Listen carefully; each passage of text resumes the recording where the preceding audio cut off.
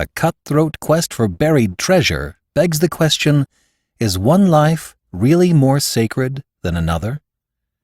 H.G. Wells, today on the Classic Tales podcast.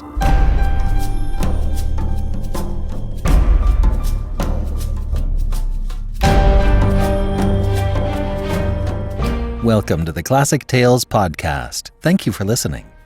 We are proudly supported by our listeners.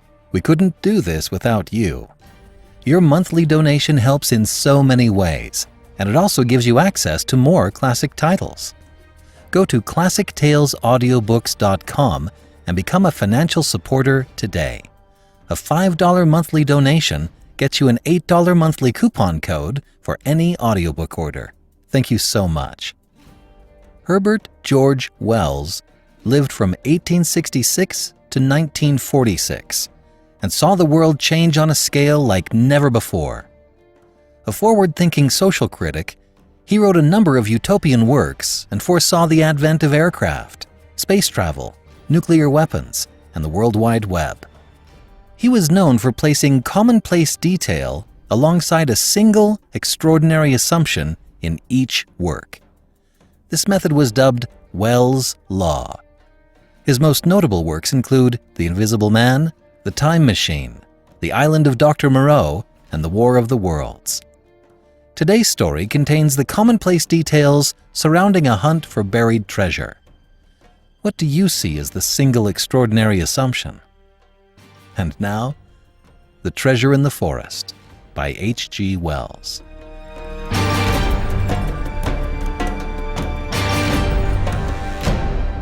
The canoe was now approaching the land. The bay opened out, and a gap in the white surf of the reef marked where the little river ran out to the sea. The thicker and deeper green of the virgin forest showed its course down the distant hill slope. The forest here came close to the beach. Far beyond, dim and almost cloud-like in texture, rose the mountains, like suddenly frozen waves. The sea was still, save for an almost imperceptible swell. The sky blazed. The man with the carved paddle stopped. "It should be somewhere here," he said. He shipped the paddle and held his arms out straight before him. The other man had been in the forepart of the canoe, closely scrutinizing the land. He had a sheet of yellow paper on his knee. "Come and look at this, Evans," he said. Both men spoke in low tones, and their lips were hard and dry. The man called Evans came swaying along the canoe until he could look over his companion's shoulder. The paper had the appearance of a rough map.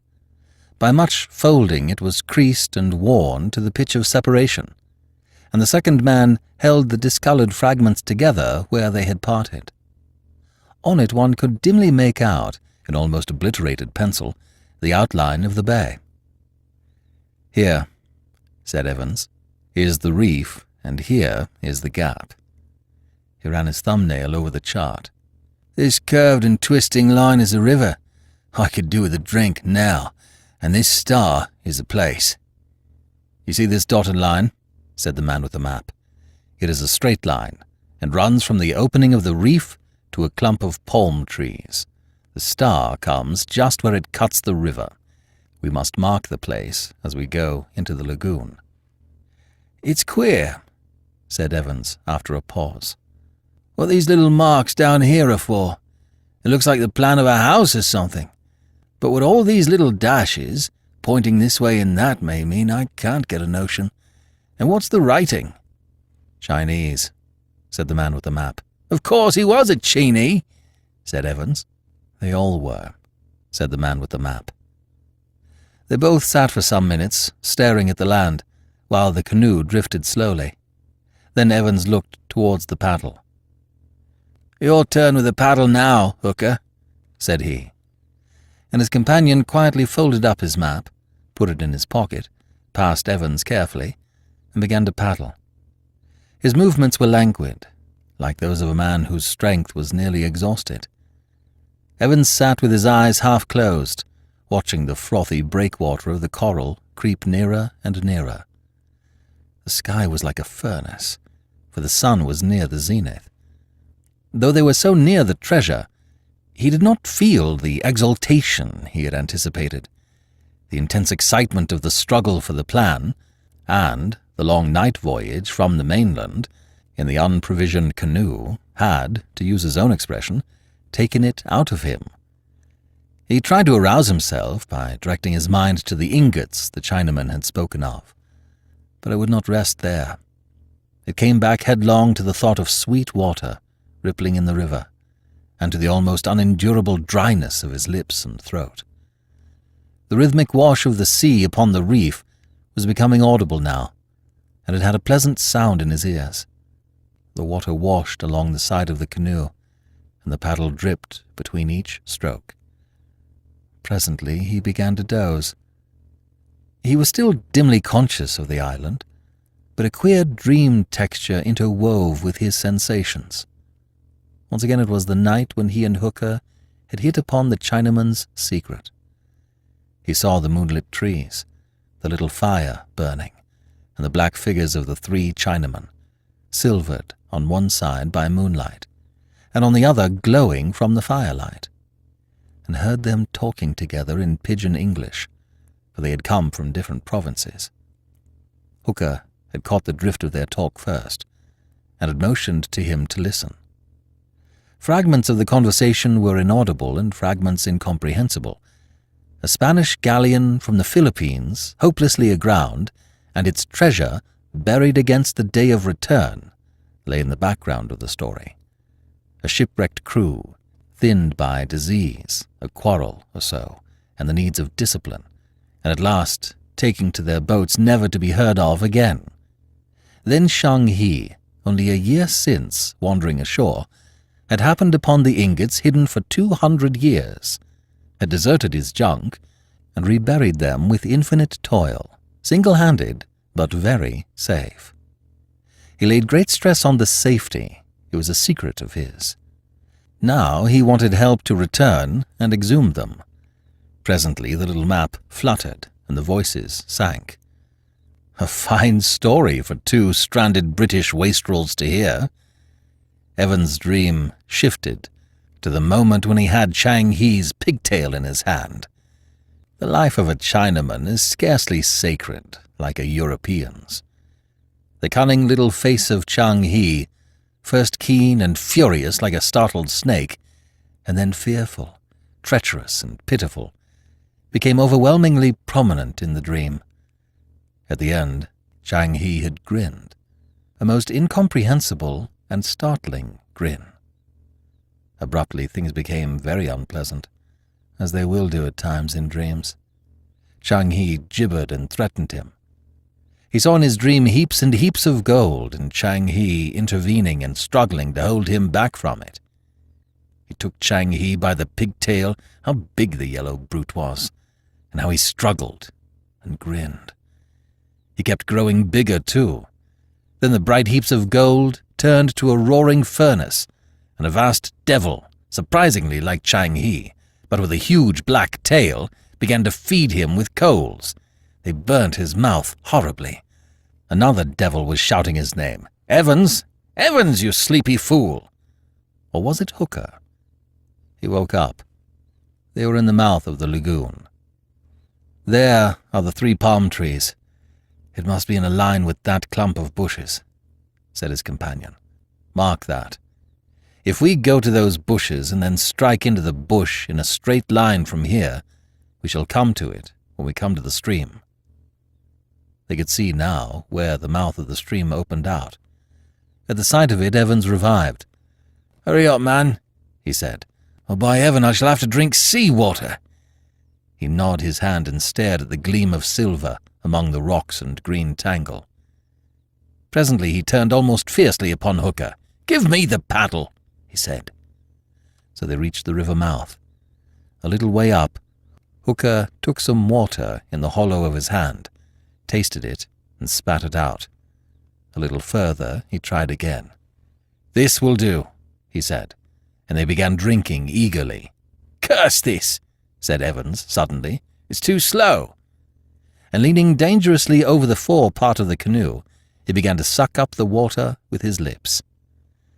Presently they made an end of drinking, and running the canoe into a little creek, were about to land among the thick growth that overhung the water. "We shall have to scramble through this to the beach to find our bushes and get the line to the place," said Evans. "We had better paddle round," said Hooker.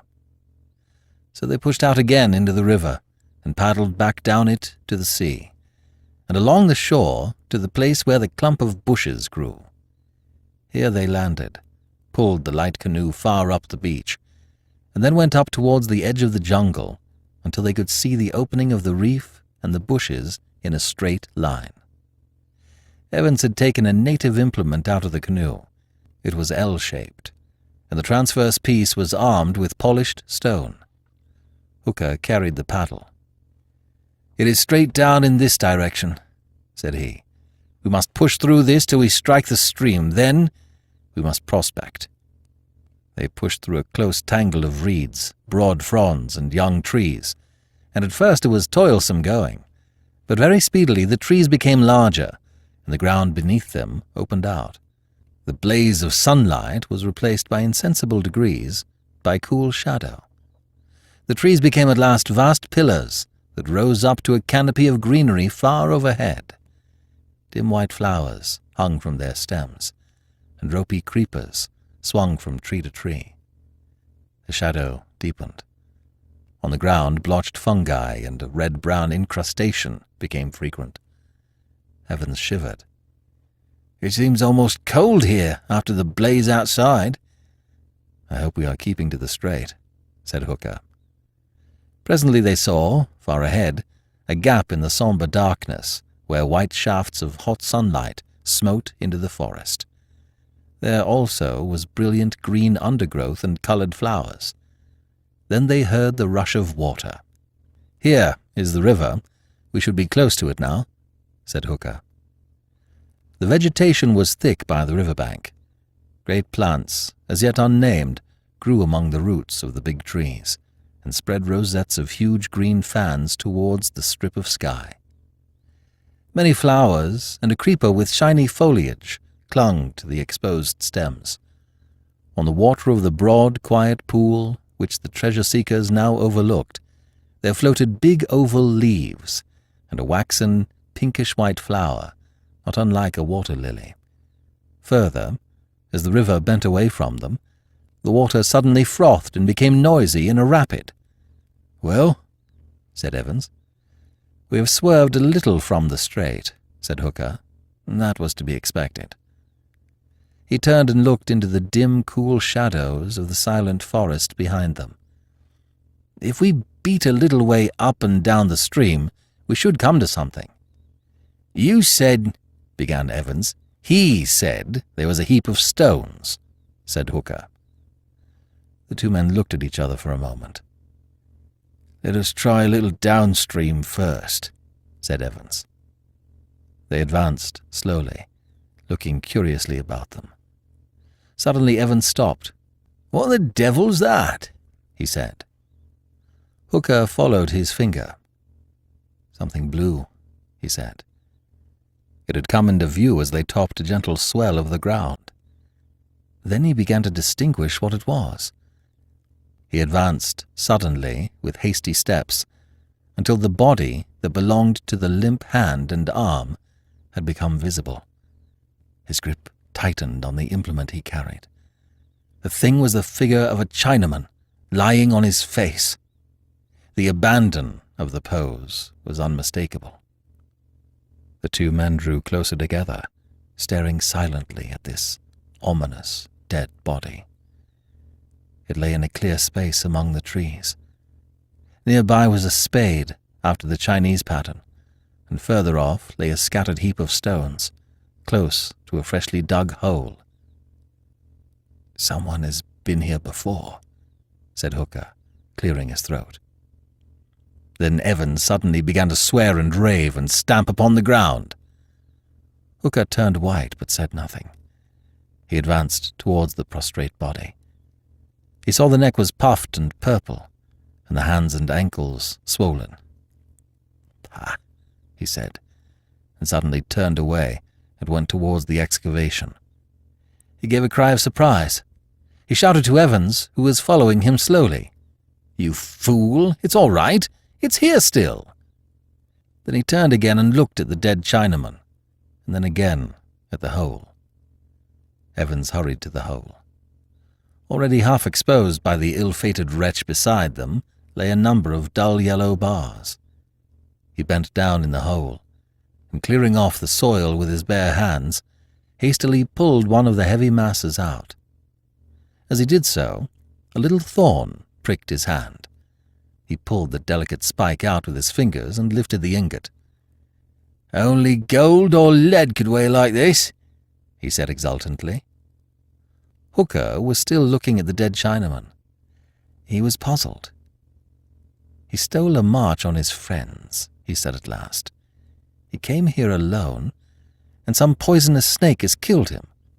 I wonder how he found the place." Evans stood with the ingot in his hands. What did a dead Chinaman signify? "We shall have to take this stuff to the mainland piecemeal and bury it there for a while.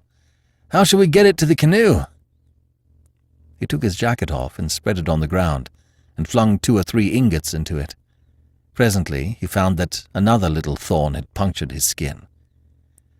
"This is as much as we can carry," said he. Then suddenly, with a queer rush of irritation, "What are you staring at?" Hooker turned to him. "I can't stand him." He nodded towards the corpse. "It's so like—" "Rubbish," said Evans. "All Chinamen are alike." Hooker looked into his face. "I'm going to bury that anyhow before I lend a hand with this stuff." "Don't be a fool, Hooker," said Evans. "Let that mass of corruption bide." Hooker hesitated, and then his eye went carefully over the brown soil about them. "It scares me somehow," he said. "The thing is," said Evans, "what to do with these ingots? Shall we rebury them over here, or take them across the strait in the canoe?" Hooker thought. His puzzled gaze wandered among the tall tree trunks and up into the remote, sunlit scenery overhead. He shivered again as his eye rested upon the blue figure of the Chinaman. He stared searchingly among the grey depths between the trees. "What's come to you, Hooker?" said Evans. "Have you lost your wits?" "Let's get the gold out of this place anyhow," said Hooker. He took the ends of the collar of the coat in his hands, and Evans took the opposite corners, and they lifted the mass. "Which way?" said Evans. "To the canoe?" "It's queer," said Evans, when they had advanced only a few steps, "but my arms ache still with that paddling." "Curse it," he said, "but they ache. I must rest." They let the coat down. Evan's face was white, and little drops of sweat stood out upon his forehead. "It's stuffy, somehow, in this forest." Then, with an abrupt transition to unreasonable anger, "What is the good of waiting here all day? Lend a hand, I say. You have done nothing but moon since we saw the dead Chinaman." Hooker was looking steadfastly at his companion's face. He helped raise the coat bearing the ingots, and they went forward perhaps 100 yards in silence. Evans began to breathe heavily. "Can't you speak?" he said. "What's the matter with you?" said Hooker. Evans stumbled, and then with a sudden curse flung the coat from him. He stood for a moment, staring at Hooker, and then with a groan clutched at his own throat. "Don't come near me," he said, and went and leant against a tree. Then, in a steadier voice, "I'll be better in a minute." Presently his grip upon the trunk loosened, and he slipped slowly down the stem of the tree until he was a crumpled heap at its foot. His hands were clenched convulsively. His face became distorted with pain. Hooker approached him. "Don't touch me! Don't touch me!" said Evans in a stifled voice. "Put the gold back on the coat." "Can't I do anything for you?" said Hooker. "Put the gold back on the coat." As Hooker handled the ingots, he felt a little prick on the ball of his thumb. He looked at his hand and saw a slender thorn perhaps 2 inches in length. Evans gave an inarticulate cry and rolled over. Hooker's jaw dropped. He stared at the thorn for a moment with dilated eyes. Then he looked at Evans, who was now crumpled together on the ground, his back bending and straightening spasmodically. Then he looked through the pillars of the trees and network of creeper stems to where, in the dim grey shadow, the blue-clad body of the Chinaman was still indistinctly visible. He thought of the little dashes in the corner of the plan, and in a moment he understood. "God help me," he said. For the thorns were similar to those that Dyaks poison and use in their blowing tubes. He understood now what Chang He's assurance of the safety of his treasure meant. He understood that grin now. "Evans!" he cried. But Evans was silent and motionless, save for a horrible spasmodic twitching of his limbs. A profound silence brooded over the forest. Then Hooker began to suck furiously at the little pink spot on the ball of his thumb, sucking for dear life. Presently, he felt a strange, aching pain in his arms and shoulders, and his fingers seemed difficult to bend. Then he knew that sucking was no good. Abruptly, he stopped, and sitting down by the pile of ingots, and resting his chin upon his hands and his elbows upon his knees, stared at the distorted but still quivering body of his companion. Chang He's grin came into his mind again. The dull pain spread towards his throat and grew slowly in intensity. Far above him, a faint breeze stirred the greenery, and the white petals of some unknown flower came floating down through the gloom.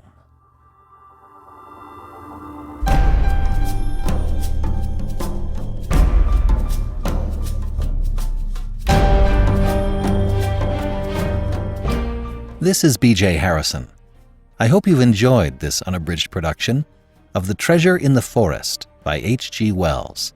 If you have enjoyed this book, please become a monthly supporter by going to ClassicTalesAudiobooks.com.